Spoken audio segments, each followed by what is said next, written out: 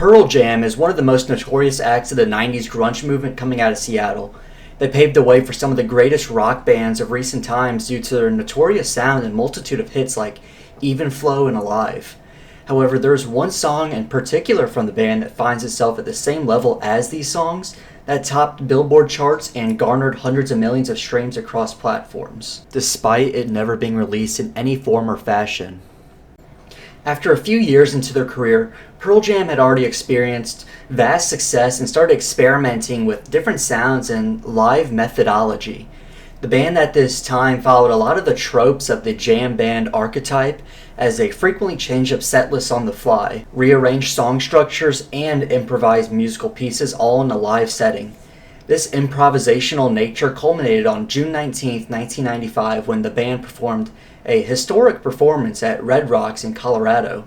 In specific, the band improvised a piece they had been loosely working on before this, titled Falling Down.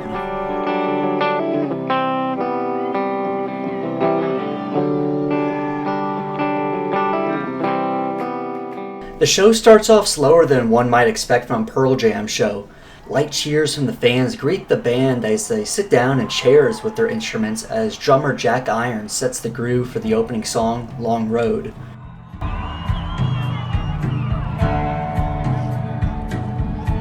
This softer sound and pace continues into the anthemic hit, Jeremy, that the band played at a slowed down and reworked pace.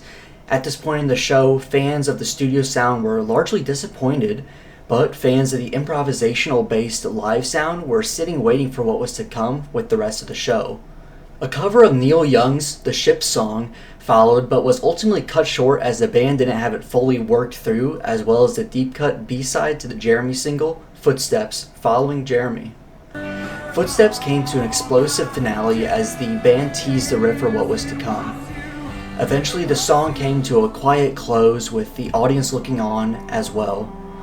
Guitarist Stone Gossard and Mike McCready simultaneously played a heartbreaking riff. A riff no one, not even the most dedicated fans in attendance that night, recognized.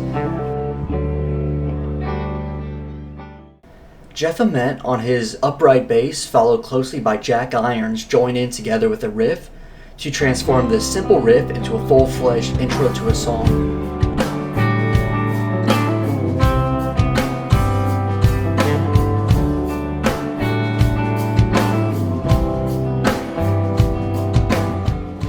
Singer for Pearl Jam, Eddie Vedder, unveils poetic lyrics for a never-before-heard song. He remarks,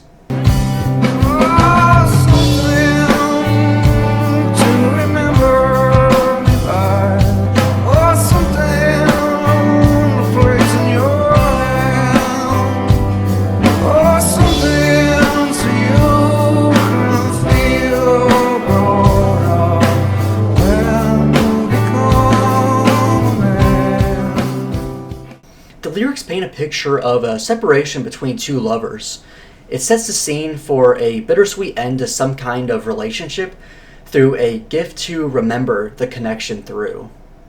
Already, this kind of theme draws similarities to one of Pearl Jam's biggest hits of their career, Black, off of their debut record. Black details the painful feelings of heartbreak when a relationship comes to an end. Jack Irons' playing intensifies as the audience remains in a paralyzed state of speechlessness, admiring what is believed to be likely a new song for the next Pearl Jam album. Eddie Vedder erupts into an emotional chorus as he wallows the words.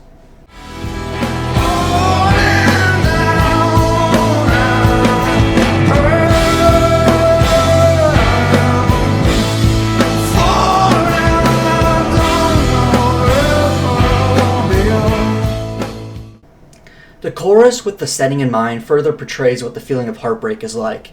Feeling like you've fallen down as years of time, dedication, and true heartfelt love gets thrown out the window, as well as the initial feeling of not knowing when you'll be able to get back up and keep moving on from breakup, is a feeling that anyone who has experienced it can agree hits extremely close to home. The first time I heard this chorus, as well as the lines preceding it, I was left with immense chills as it made me stop and reflect on past experiences I've had myself.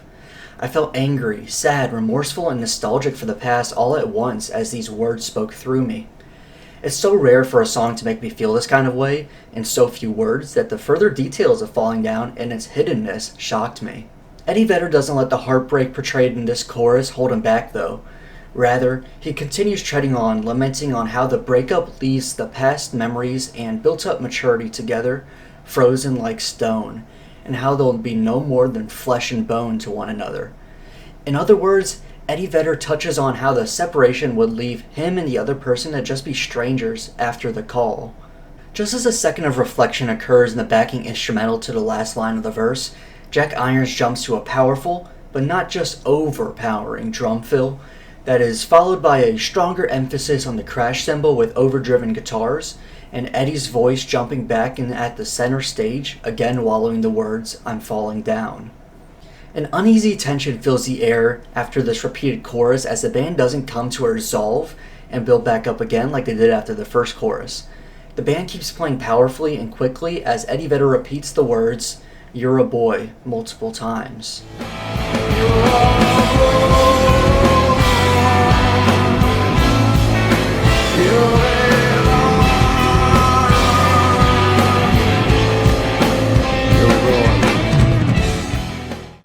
My interpretation of these words is Eddie Vedder, the narrator of this breakup scene, and his inner consciousness says he's a boy rather than a man. The words are his inner consciousness trying to justify the immense anguish he feels over the breakup by saying he's only an immature, inexperienced young person, or just a boy rather than a grown, mature man that he, in this moment, assumes wouldn't be feeling the same kind of hurts. On the stage at Red Rocks following these words, Eddie Vedder looks away from the audience and down at the floor, almost to symbolize the literal nature of falling down, as well as the mental nature of falling down. After experiencing the heartbreak, reflecting on it and coming to terms with it and his emotions, he is left with nothing but to let his brain and soul do the rest of the healing. In this moment, Mike McCready becomes the first member of the band to get up out of their seat during the entirety of the song. He stands up with his Gibson Les Paul at his side and personifies the emotion of lyrics through a super beautiful guitar solo that keeps building up as it fights along.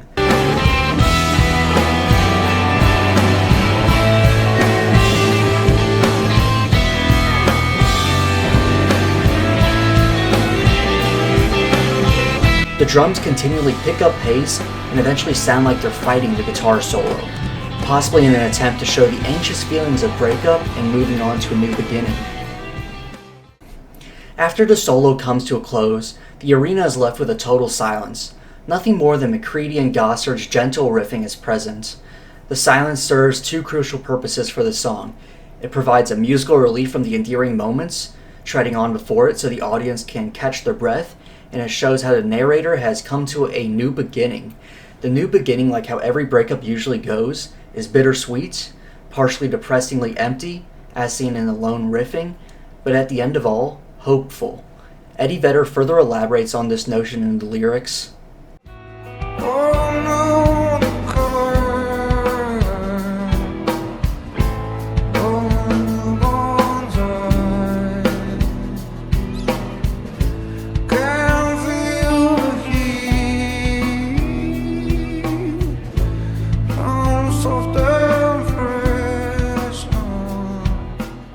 These lyrics are sung in a third-person perspective, possibly the narrator looking back on his past self experiencing the breakup detailed in the song. He describes his former self as a newborn child, which complements the lines of him saying, "You're a boy." The narrator continues to reflect back on the hurt he once faced and the ignorance of the narrator to not realize in these moments of hurt that the breakup was not the end, rather merely the start of something fresh coming. And despite it being one of Pearl Jam's best songs they've ever written, it never actually existed. This song never saw a release date and it's only been left in this one single live performance. How crazy is that? Thank you all for watching. Pearl Jam forever.